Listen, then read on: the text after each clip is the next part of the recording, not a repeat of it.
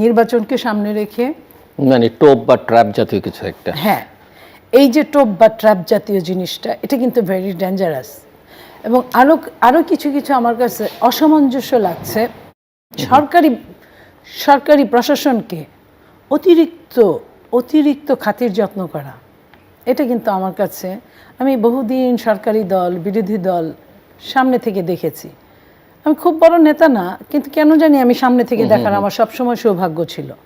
আমি দেশনেত্রী বেগম খালেদা জিয়া 3-3বারের প্রধানমন্ত্রী হয়েছেন, তার আশেপাশেই ঘুরঘুর করতাম, ছিলাম, বা প্রয়োজনে কাজে তার সামনে যেতাম। তো রাষ্ট্রের অনেক কিছু আমি দেখেছি। আজকের এই সময়টা কিন্তু আমার কাছে একটু খটকা লাগছে, যে আমি অখুশি তা বলবো না, এটা যদি সত্যি লিগ্যাল হয়, ভেতর থেকে হয়, আমার খারাপ লাগবে না, ভালো লাগবে। কিন্তু আমরা ফ্যাসিস্টের সময় যে অবস্থাটা দেখেছিলাম,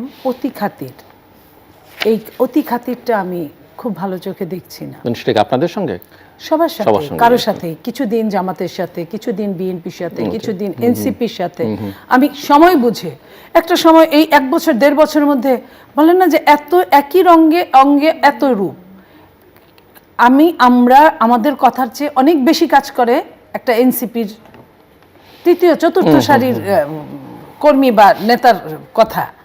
আবার তারপরে দেখলাম জামাত জায়গা মতো সবগুলো স্টেপ বাই স্টেপ, মানে সে তার জায়গায় সেটিং করেছে।